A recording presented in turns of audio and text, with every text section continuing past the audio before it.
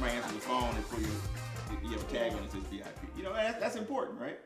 So yeah, that means when you call, we come running. We're gonna get the fridge pulled out too, so you might look back there and see some dust, and I'll be able to wipe it up or whatever for you. My intent is to just kind of do a look over your entire fridge. I have my GE tool, so we're going to hook up, and I'll be able to see, your temperatures, any error codes, all that good stuff. And I'm going to pull it out at the same time so we can clean behind it, and I can make sure your coils are clean as well. So we're going to use the air sled. So the way the air sled works, and where it really becomes important, yours not so much. You have floors that don't scratch like some of the other brands out there. But still, it helps protect your floors, and then also helps protect my back. So that way, when I slide it, I'm not working against myself. And so it's just 2 legs.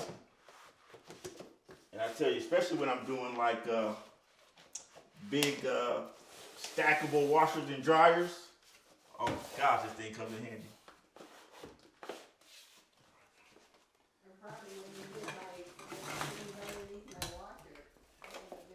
Oh my goodness. That thing your washer was so heavy.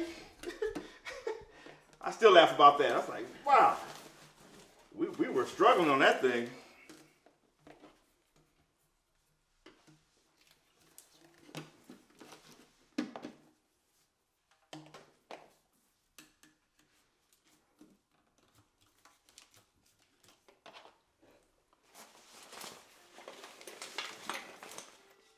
All right, this is my air pump right here. Just connect it like that.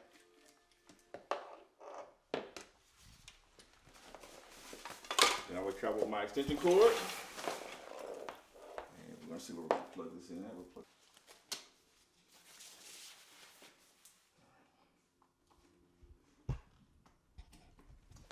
All I want to do is make sure nothing's on top. Make sure we have proper clearance on the cabinet. And we use this to pump the fridge up so I can get it out.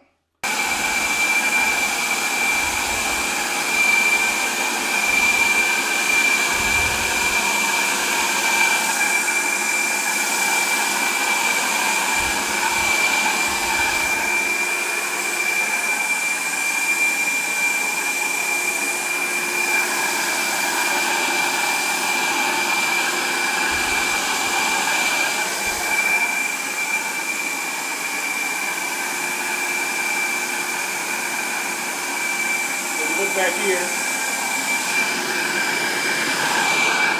we have a copper line, so we always want to make sure we inspect and not pull the copper line out too far. And that's the benefit of this. It allows us to maneuver to the right location. Moral of the story, get you an air sled. Get you an air sled. Save the floor, save your back, save time, save the customer's anxiety, and everybody wins. All right, so what we're going to do now is we're going to take the back off, and we're going to see how dirty these coils are and clean them if we need to.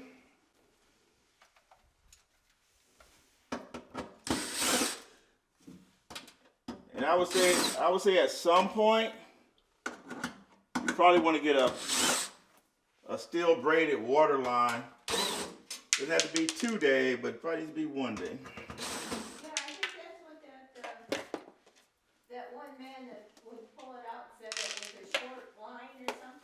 Yeah, it is, and I'm noticing you have a crimp in your line, which is affecting your water flow. So, see, I don't have water out of there. It does have ice cubes though. Right, yeah. So that water line goes to your, of course, your filter, and from your filter, it goes to your to the front and to the ice maker. Well, can you get a new one for me? So this one we have to run from the source, and so your water line goes through a cabinet. So you probably have to get a plumber to run that water line up from wherever the source is. You want a licensed plumber. You don't want anybody just touching that. No, I have a good plumber. Yeah, you don't want anybody just touching your water lines. So what do I Well, I can tell them. Just tell them we need a water line, refrigerator, a water line that goes from the water source to the water valve in the back of the refrigerator. Okay, so, man, your fridge is clean. Your fridge is very clean. So all I'm gonna do is I take one measurement while I'm back here. This is measuring temperature. That's all it is. It just measures temperature. So all I do is I just measure temperature back here just to make sure like the compressor isn't overheating or anything. So your compressor's at 109 degrees, which is where it's supposed to be. Your evaporator coil is at your condenser coil, is at 90. So basically all this does, in its simplest sense, is when the refrigerator is cooling, it's removing heat from your food. So when it removes that heat from your food, that's why it's called a compressor. It removes it in the form of gas. So that gas gets compressed through the compressor, and the heat gets pushed out of your condenser coil. And then when it removes the heat from the gas, it turns back into a liquid. And then the liquid goes around and it freezes on the back wall. Okay? And that pulls, because cold attracts heat. That pulls the heat from your food again, and it's just that cycle over and over and over. So all I'm doing is just getting data points to make sure that cycle is happening as designed. And it is. And I promise you, as I tell her every time, this is one of the cleanest fridges I've ever seen. So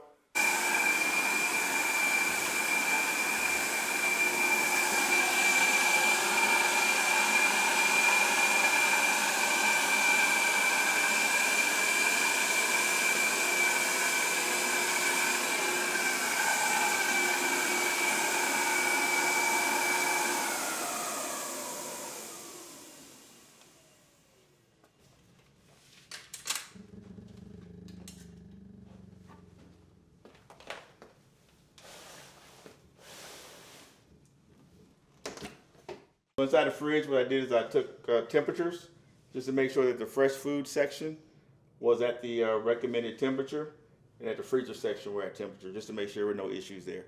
And so that helped me validate from what I went on the back to say, because the back showed me that it is pushing the heat out as it's supposed to, so those data points were good. Inside data points are good. Now I'm having the control board tell me, okay, are your data points on the control board matching what I'm seeing out here?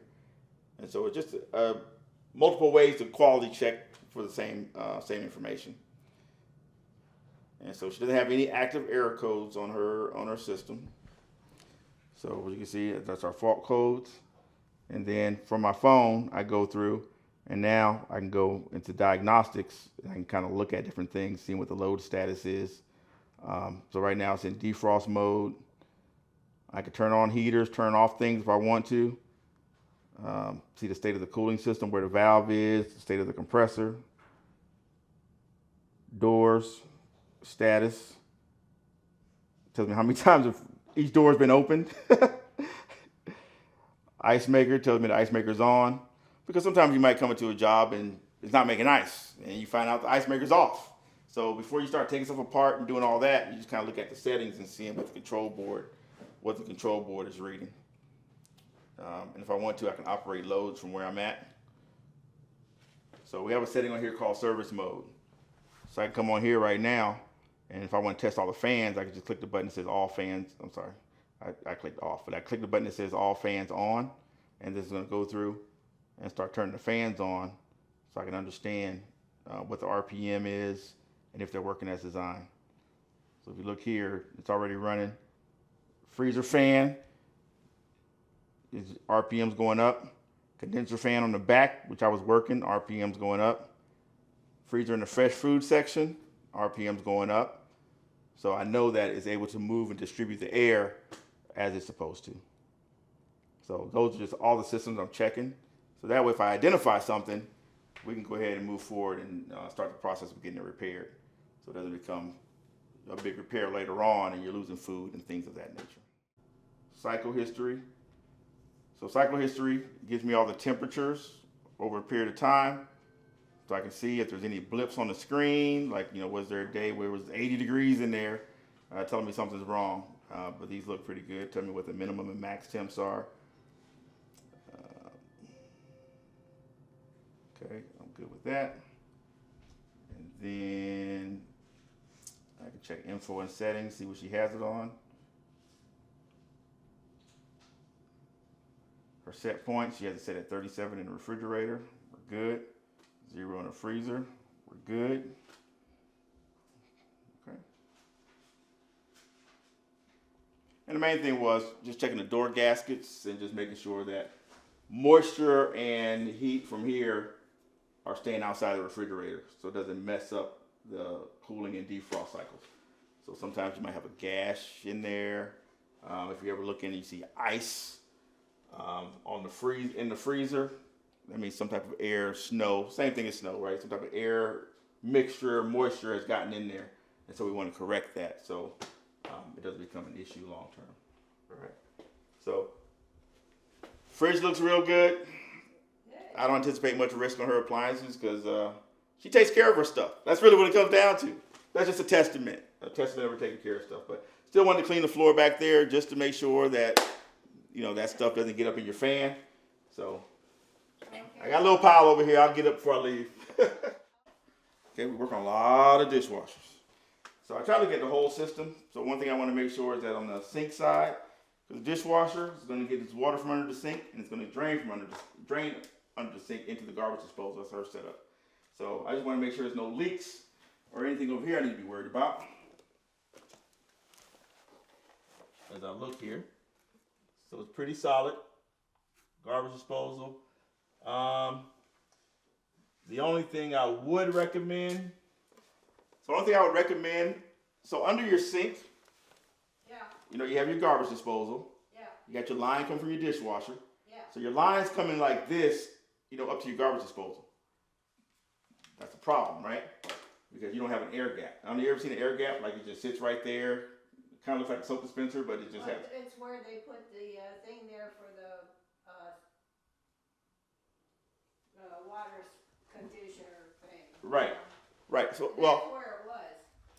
you got it. So there's no air gap, right? Yeah. So people are like, well, what's the air gap for? So air gap is like this, and it creates separation from your sink and your dishwasher. So meaning, if you wash dishes over here in the sink, okay, and let's say that water comes up and it tries to go back toward your dishwasher, that air gap uses air to create a gap between the two systems. So it needs something in there, huh? Right. So what happens is, so your dishwasher's coming this way. Yeah. If you're washing dishes, then that water's going to go back to your dishwasher. And so the way you get around that is you have to take the dishwasher hose and you have to put it higher. So it has to go up higher than the bottom of your sink. Okay, I'm just going to have my Yes. plumber call you. Okay, got it. Yes. So that's one thing I identify. We have to either have an air gap or we got to have your hose higher because right now it's just on the floor. And so water just goes back to your dishwasher. So, yeah, you don't want that contamination. All right, so we're good there. Okay, next thing I'm going to do is I'm going to hook up my GE tool to your dishwasher. So I can pull in the error codes, do any updates. No faults found. That's awesome. So diagnostic features. So I'm going to operate a few loads here in service mode just to make sure everything's working like it's supposed to. So first thing I'm going to do is I'm going to do a water valve test. Okay, so if I click this button right here, you're going to hear it click here in a second. That's our water valve kicking in, and it's just making sure it fills it. That way I just make sure that the water coming in is good. Then when it comes in and it stops filling, I'm going to do a circulation pump test. That's going to take the water and start, pushing it around as it does in a cycle when it cleans dishes. So I just test each one by one.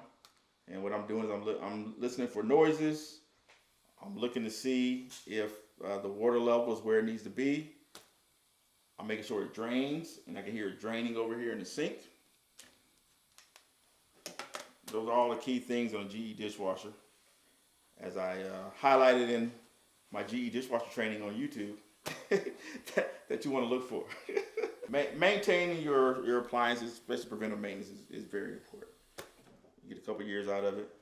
But sometimes people say it doesn't last is because they haven't helped it last. All right. So if you look here, you can see our water valves working because there's our water right there. Okay. So we know the water valve's working. Now we want to do is activate the wash pump. Man, the gaskets look good too. All right, so here I want to activate the wash pump. That'll be my next test. And so that's going to be off. Turn the water valve off, make sure it doesn't kick back in. Go to my circulation pump test, and we're going to do the lower. And so here, click in. And now you can hear it going.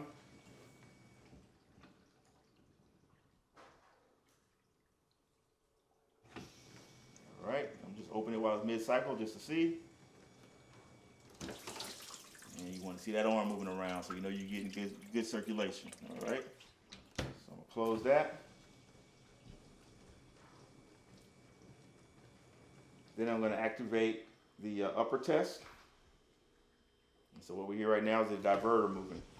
What's a diverter? A diverter diverts water. It diverts from the lower arms to the upper arms. So now, once it starts going again, we're going to open this back up. And then as we open it, we want to get a visual. Okay? So you have some water coming out of here. You got the lower arm going.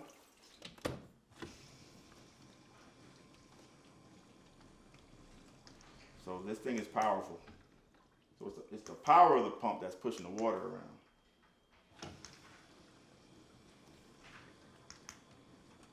All right, so now we're going to open it back up again.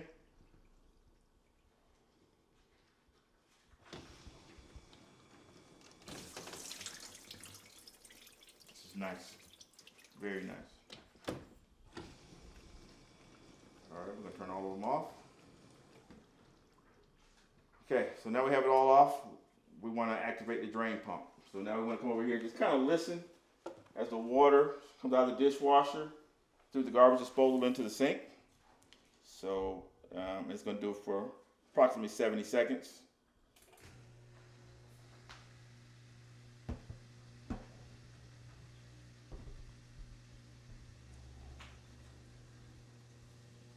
Yep, here you're coming in. You're getting louder and louder. And that's what I tell homeowners, is like, just be cognizant. You should always hear that water coming in here, because when the pump starts failing or it starts backing up, you just won't hear the water come in. There's just not enough pressure. So when you hear it hitting that wall, that just gives you an auditory signal that this thing is draining like it's supposed to. I don't know if you heard me, ma'am. You have no error codes on your dishwasher. You have no software updates needed. So our last software update is still good. Good. No news is good news. Absolutely. But while I'm here, we need to wipe this bottom plate off. You got a little dust on it. Let me do a little wipe down real quick.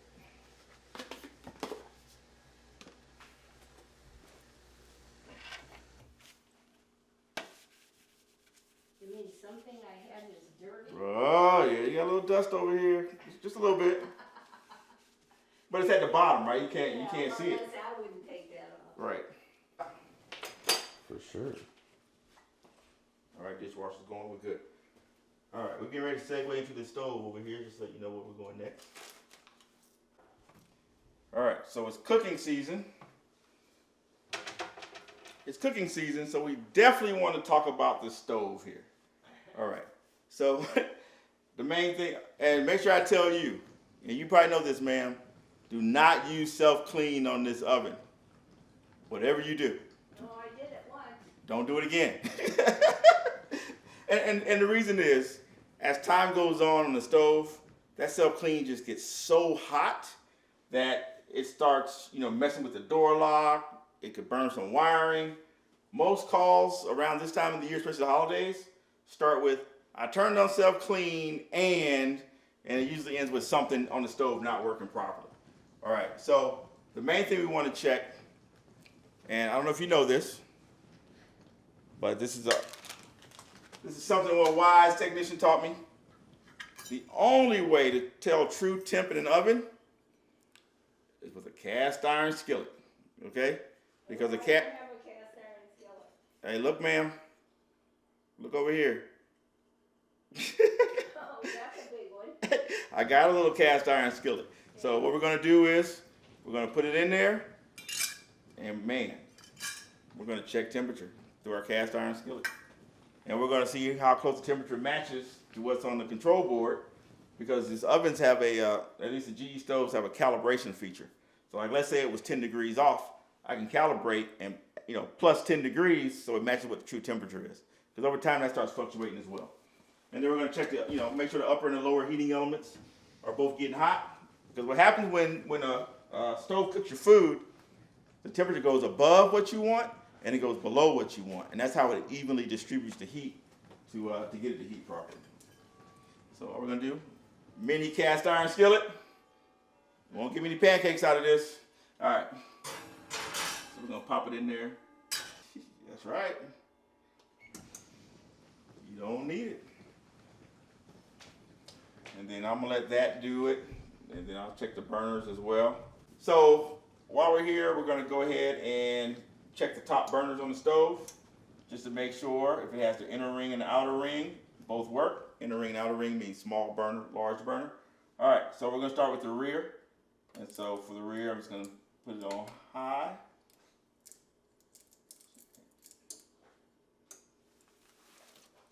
Okay. Lighting up, getting hot, looking good. That's our rear burner. Only has one setting, the whole thing. Now, our front burner has a small burner, and then it has a large burner.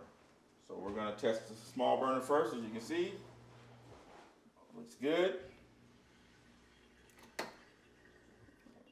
tell you, this stove doesn't have a scratch on it. All right, so now we're going to go to large burner. And so what's behind this wall is an infinity switch. So an infinity switch has voltage to it, and all it does is it allows you to switch between small, large, or straight burner on, whatever you have to do. All right. Oven light works. Now we're going to come over here. This will be our middle burner. It's our warming zone, on position. And we're also checking the safety light, burner on light right here, so that's all working properly.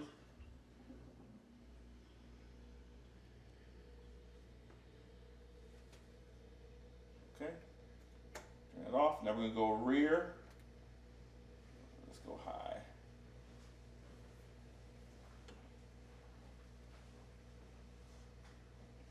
And what it also allows us to do is just make sure there aren't any voltage issues as well. Because if you got the 240 running your oven, you got your 120 up here, you just want to make sure all the amps and the voltages, it can work for all the load that you have. Okay, turn that off. And on the right side, it mirrors the left side. You're going to have the small burner. Let's go here.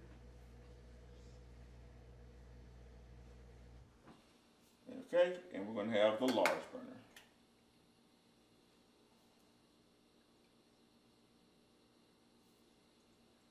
All right, we're good. Oven's heating up. What's our temperature so far inside? So far we're at about 125. I see the lower element. Woo! Nice and toasty. Then you can hear the clicks, and the clicks are the relays opening on the control board, and it's allowing heat to go from the bottom to the top, It just rotates. So, see, this is why you're blessed to have Appliance Professionals in Oldham County. All you gotta do, ding, ding, ding, ding, ding, ding, just hit us up. Eureka's ready for you. No, we take this stuff serious, so. We really do. Pretty passionate about appliances. And I did tell you we have a shop at exit 14 and I-71. Yep, we have a shop. We have a bay. We work on equipment in there. We train in there. So that's really nice. Some people would rather drop it off at the shop than have somebody in their home. So works for everybody. See me dropping off something? No, I don't see you dropping off anything. At worst case, I'll come pick it up and bring it back to you. Rising. A few more minutes and we'll check our temps. So what happens with the cast iron is it's absorbing that heat. So the oven may be at 350, but that cast iron is still absorbing the heat, so then that temperature is still coming up. So what I'm waiting for it is a couple of minutes to see where that cast iron stops at as far as temperature. And I want to make sure that's as close to 350 as possible. And then while this is heating up, we're gonna go over to the laundry room. First thing I'm checking is the LG washing machine. And I like to do a visual inspection of the outside, particularly the door boot, because that's something that's going to leak when it's stressed and when it gets old. So this door boot, and I always tell her, for a machine of this age, this thing is clean. No signs of any type of mold, tears, anything like that. But she wipes it out every time she uses it. And oh, by the way, she makes sure she props the door open when she's done to make sure she has airflow. So that's the tip of the day. Wipe it out, leave the door open, get some airflow going. All right, so then what I'm gonna do is I'm gonna put it in test mode. I always turn the tub just to make sure I don't hear anything like bearings making any noise or anything like that. This is running smooth. And I'll close the door. Check, make sure the door's not sagging or anything. And then I'm gonna put it in test mode. All right. So first step of test mode, it goes through and just verifies software. I'll let you know what that is. Second part of test mode is going to start with a drain and a light spin. Whereas like some front loads, it'll just, you'll feel it bouncing. No, this thing is pretty nice. All right, so we have a low speed spin.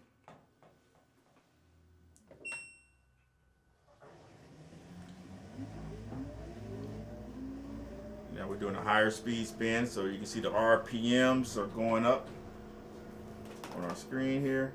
Man, this thing is real smooth.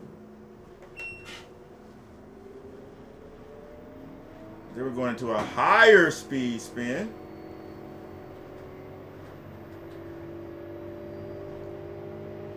Getting over 100 RPMs.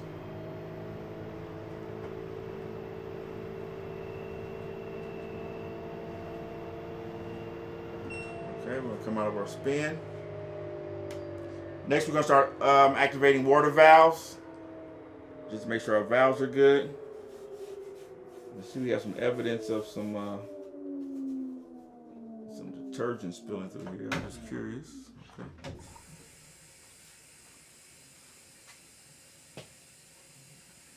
All right. So it's our first valve opening up.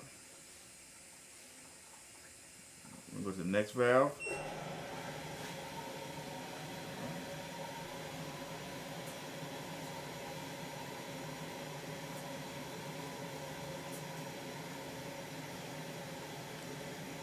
All right, so second valve opening up.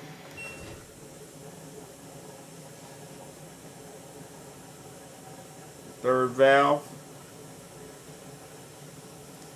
And that's important because sometimes we'll have a hot water valve maybe out, cold water valve maybe out. You know, you're thinking you're washing your clothes in the right temperature, but it's not because one of those valves doesn't work. So it's important that we test all these.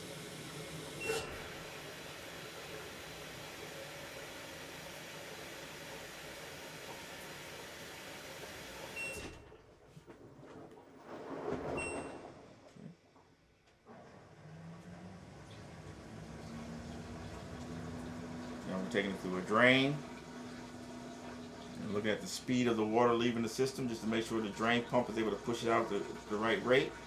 So what happens is, let's say the drain pump partially clogged or the hose is partially clogged. The control board is measuring how fast the water empties, and if it empties too slow, it's going to throw an error code which alerts you to, hey, you have a problem somewhere in the drain system.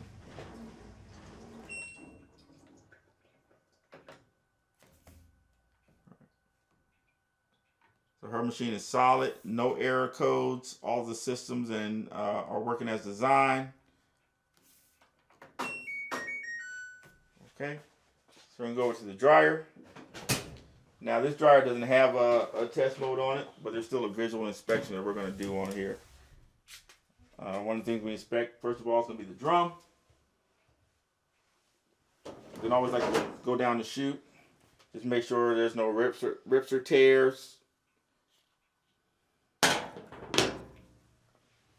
also look down here to see if there's any buildup of lint. And so why is that important? Because if there's a buildup of lint, that's a precursor to a dryer vent issue, which is a precursor to it getting too hot and burning out your heating element.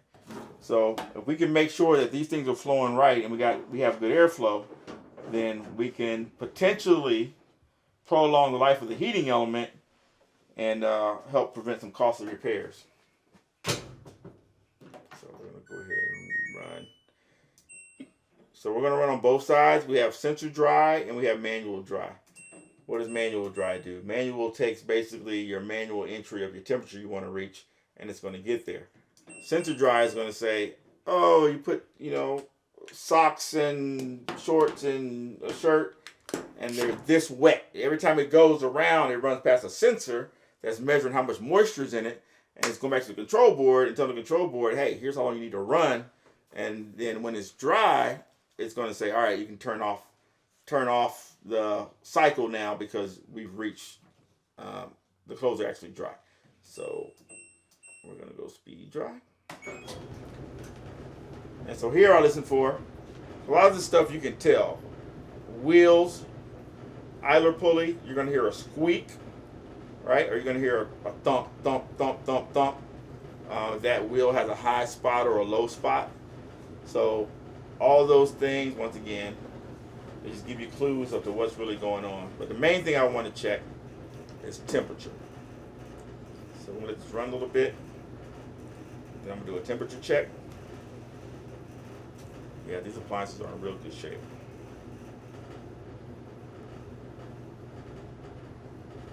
So right now I have it on high heat dry. So I've run it a few minutes. I have 142 degrees of heat. So that's good. So also what I do is I run it with it's closed just to understand, okay, how much heat when I first open it. But the second thing I'm going to do is I'm going to run it with the door open. And then that allows me to get a measurement as it's running back here to where the heat's coming in. So right there, that heating element coming through the back, 180, 177. That's what you want. You can see it glowing right there. 194. You can see the temperature right there. 200. And that's where we want to be.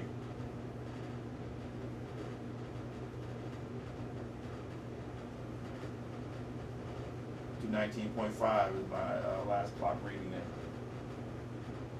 Because all this is doing is just pushing air around and flowing it out the vent. And so that's manual dry. So now we're going to go to sensor dry. And I want to see when I put it on a normal cycle, what is it going to adjust to when it realizes there's no moisture inside here. So let's try that out. So we're going to do a sensor dry cycle. As you see, it's starting at 57. So I want to check real quick is what temperature I'm getting. All right, so when sensor dry is doing a lower temperature, so it's at 122. All right.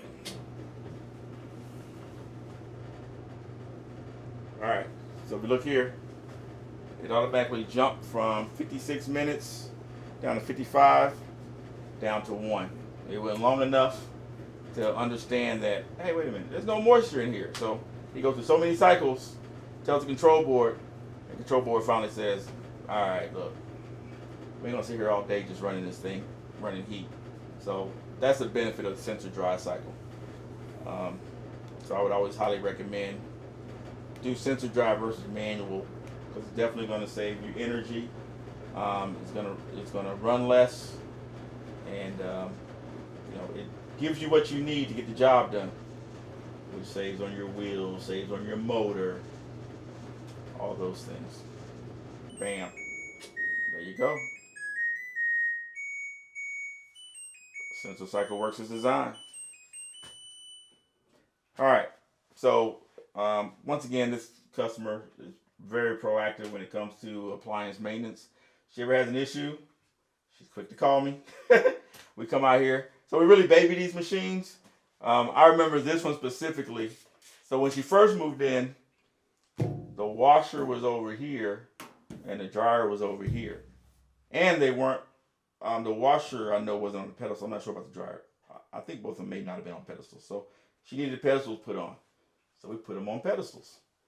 Man, that washer was so heavy. Me and my technician, we were just like, oh yeah, we're going to get the pedestal. We'll just pick it up. It was like, like, this thing is heavy. All right, bend with your knees, So I don't want to do that again. So then we did that. But the doors then were opening adjacent to each other. So, you want an opening this way. So when you finish washing clothes, you take them out and just put them right in the dryer. So we changed the doors to left and right. So those little things are important. We just want to make sure she's comfortable. Stuff is where she can easily do laundry. And we're just happy to help out with those things like that. And we're going to head back into the stove now that we left. The big thing here is a cast iron skillet is the only way to tell true temp in an oven. We'll be very clear on that. So we have 350 set on the board. And now we're going to come here, we're going to look, and we can see what our temperature on our cast iron skillet is. 350. So no calibration needed. Once again, if that thing was at 340, then what I would do is I would go to the control board, calibrate it, right? And I would calibrate it so that there's a 10-degree offset. Because if that's at 350 and it's 340 in here, there's 10 degrees that has to be made up. So usually you have a 20-degree offset to the left, 20-degree offset to the right. So like let's say if she put this oven at 350 and it was 330 in here, then we know we're 20 degrees off, okay? So then what I would do is I would go in here and put a 20-degree offset to make sure that both of those match. Because over time, like calibration, any instrument, you have to calibrate it over time. Stove is the same way. So just something we look at and we want to make sure it's right for our customers. I'm sure. I need to come around cookie time and calibrate your oven. All right, I'm going to drain your dishwasher out. I just wanted to run it for a while I was here. Yeah. So that tells you two things. Your heating element is working great, and guess what? Your hot water is working even better. So, a lot of customers ask me, they're like, hey, Lamar, you work on all these appliances. Which one do you recommend? And I would tell you, for the average homeowner, GE appliances are real nice. They're real nice as far as design, fit, features, stuff like that. But really, where you really get your biggest bang for your buck is if you ever have an issue, most technicians work on GE. GE gives us the tools so we can pinpoint what the problem is instead of trying to throw parts at it. And as you know, we have a GE plant here. So parts are relatively inexpensive and they're relatively available. Well, today we had an opportunity to do preventive maintenance for Carol. And there's a couple things that I would say are best practices that she does very well. And the first thing is she's meticulous about maintaining her appliances. Like she talks about, wiping out the gasket on the washing machine, on the dishwasher, make sure she cleans it out periodically. She uses a dishwasher cleaner. She uses washer cleaner. She has covers on top of her glass top stove. So if she's in the microwave, something falls down, spills, whatever, she gets them up quickly, which is very important, right? Because what that does is it prevents you from the high maintenance bills for things that could have been avoided, right? No different than any other thing in life, okay? If you keep letting it go on, let that check engine light stay on your car and you just keep driving, when you finally get in the shop, you're gonna have a big bill. And oh, by the way, other systems may be compromised. You may end up having to replace it versus something that could have been a very simple fix. And the other thing is, she has us as a trusted appliance guys. She'll call and just ask us questions or talk to the office, or ask, hey, this happened, what should I do? Or I'm looking for another appliance, what brand should I get? And we come out here and we just try to take care of her. So I would always say, have a trusted appliance professional on your team to help you keep your stuff going. But you take that money, you can spend it elsewhere as opposed to replacing stuff that you could have done preventive maintenance on and made it last a lot longer. So when people tell me, oh, appliances don't last as long as they used to, well, and that's a little fact, but they will last longer if you maintain it and put the time in on the front end. You know, it's like just simple things, wiping stuff down. You know, if you notice some sounds that shouldn't be there or is draining slow or things like that, get it looked at before it becomes catastrophic. This is probably that commercial. Yes. I'm glad you made my day. You made my day. That's fun. I appreciate you. I appreciate you as well.